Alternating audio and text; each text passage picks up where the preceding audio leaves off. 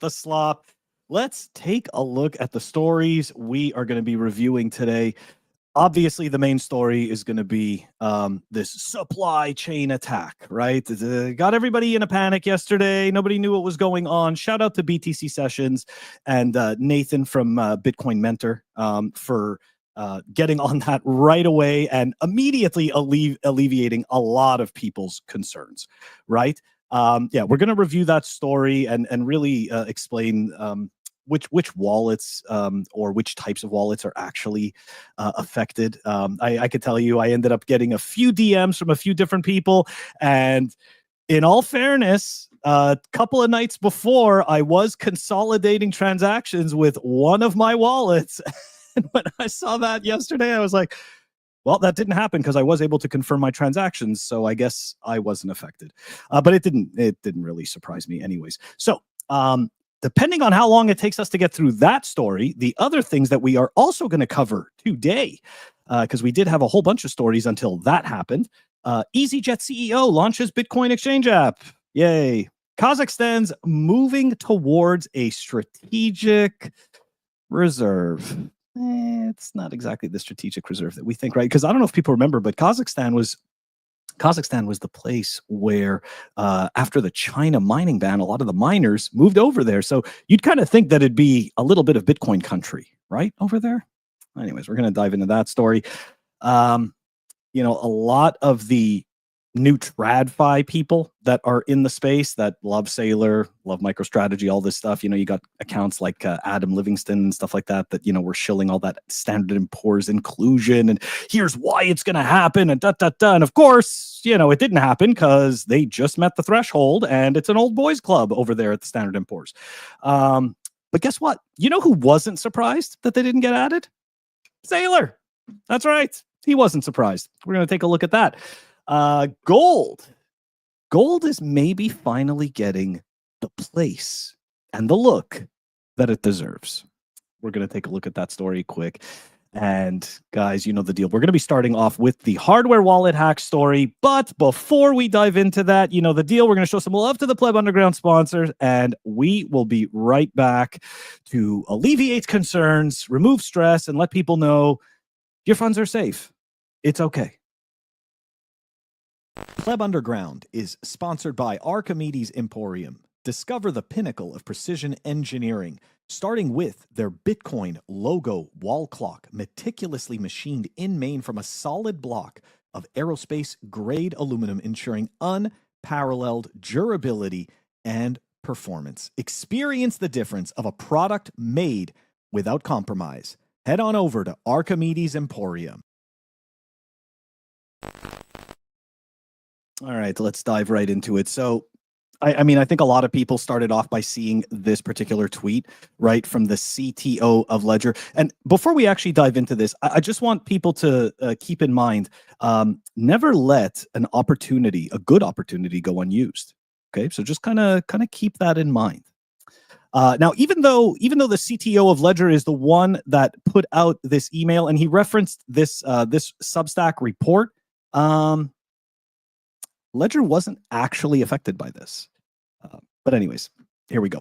There's a large-scale supply chain attack in progress. The NPM account of reputable developer has been compromised. Okay. The malicious payloads work by silently swapping crypto addresses on the fly to steal funds. If you use a hardware wallet, pay attention to every transaction before signing in your safe. Guys, just this line alone, I already knew that this is a nothing burger. Oh no, so check my transactions. No, I mean, if you have a hardware wallet, you're doing this anyways, okay? That's okay. If you don't use a hardware wallet, refrain from making any on-chain transactions for now. Why? Because it's only web-based browser shitcoin crap that got affected. Sorry, not sorry. If you don't use it's still unclear whether the attacker is also stealing seeds from software wallets directly at this stage. So I mean, this is just like pure FUD overdrive, just getting ready. Like, that's it. Bitcoin's hacked. Everybody's losing their coin. It's like not even close. But look, great attention getter, right? Got my attention, that's for sure. Got a whole lot of people's attention. So let's dive into a little bit more of the details. So the account belonged to developer Josh Janan on September 8th, 2025, affected over 20 popular packages, including Chalk, Strip ANSI, and Color Convert. These packages are traditionally found for terminal styling, ANSI code handling, and color manipulation in JavaScript Node.js projects. The injected malware acts as a crypto clipper, primarily targeting browser-based environments. So if you're using something like MetaMask, yeah. So in other words, the stuff that was crappy in previous cycles that people got grifted with, I know this sounds crazy. It's still the same. It's still the exact same thing. Anyways, it's going to the malware intercepts and redirects cryptocurrency transactions across chains like Ethereum, Bitcoin, Solana, Tron, Litecoin, Bitcoin Cash. It swaps recipients' addresses with the attacker-controlled ones. We've seen this before, totally seen this before. So no hardware wallet's core device or official firmware uses these NPM packages, okay? Because they operate secure offline environments. So exposure really is limited to the development or companion software, right? Now, this was pretty interesting. So here's how when I went through Grok, this is what Grok had defined, so that where this could be a problem, right? Developer tools or third-party integrations. Yeah, you know, that's pretty much it, or like web interfaces, but hardware confirmed transactions, right? Like where you're actually seeing the address on the screen on your signing device. If you can compare the data yourself and you don't have to trust the data that was sent to the device, then you're most likely not going to get taken in by this problem.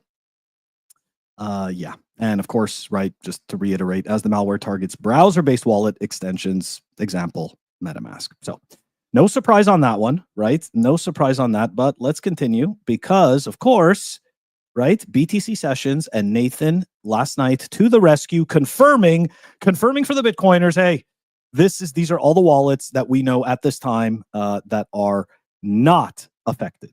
Okay, Cove Wallet, Nunchuck, Aqua Bitcoin, Blockstream, Sparrow, Wasabi, Cold Card, not a surprise, Spectre Wallet, Electrum Wallet, Foundations, Crux, Seed Signer, Bitcoin Keeper, and yeah, there were some more that were added to that list from Bitcoin Mentor this morning, right? Blockstream Jade. I mean, Nunchuck was already there. BitKey Official and the Bitbox Swiss. And of course, guys, Ledger also put out a statement letting everybody know their devices are not and have not been affected by this. So again, it's interesting that the CTO is the one that put out that original post. And I saw that there were comments immediately. People were saying, "Oh, Ledger, again, there's a Ledger problem," and just assuming that that's what's actually happening. But yeah, no, they were just the ones that actually broke the story, right? The CTO was just the one that actually broke the story. There's an actual problem. And of course, everybody loves to crap on Trezor because Trezor supports shitcoins, but they do have a Bitcoin only firmware as well. And guess what? To no surprise, Trezor is also not affected by these attacks because in actuality, none of these hardware wallets use any of the packages. So, and in case you weren't sure, maybe you're using Zeus. Guys, Zeus is safe as well. Okay, so we're good there. So in the end, guys, there's no actual confirmed compromises of hardware wallets because again, it's the malware is focusing on browsers and it doesn't affect hardware signing flows. And again, if you have a clear screen, you can see what address it's sending to. So if there is a Clipper malware, then you should be able to see it. Like you should be double checking the address anyways. So, right? Just kind of got to put that into perspective. So this didn't stop though some people from getting obviously some people got taken in by this. Now, it's not funny, but it is interesting. This account over here made an Arkham entity with all the attacker EVM wallets and updated it with Bitcoin addresses. Now, take a look at this, guys. So I want you to think of how many packages were compromised, how many millions of downloads there were of all of these packages. Are you ready for this? Here we go. That's right, guys. $500. $500. All of this for that. And you'll notice the tokens that are there. There's Bitcoin. No actual Bitcoin has been stolen from anyone. It's all just shitcoins. And again, I'm not trying to minimize it and sound like, oh yeah, it's just shitcoins, but it's not surprising. The reason why I sound like this is because I've been here for a number of years, and it's the same story over and over again. I got to applaud the CTO, though, for capitalizing on that opportunity to create a whole lot of noise. I mean, his particular post got something like over 15K likes or something like that. And of course, right, immediately people panic and no, what's going on? And then you dive into it and you're like, oh, hardware wallets aren't actually affected. They aren't actually affected. So yeah. Anyways, guys. Anyways, that's where that is. Don't worry. But again, it just reminds us that we should stay vigilant and we should be paying attention. Okay. So let's move on to the next story. All right. Mr. Easyjet. All right. Easyjet founder launches a Bitcoin company. I mean, this is to me, it's just look, right? Sees a lot of hype, a lot of noise, did a great job with Easyjet, figures, hey, I'm going to take that same method and I am going to bring it over to to Bitcoin and crypto. So billionaire Stelios, the owner of Easyjet, has announced, I'm not even going to try to pronounce his last name. Sorry. It's a waste of time for me.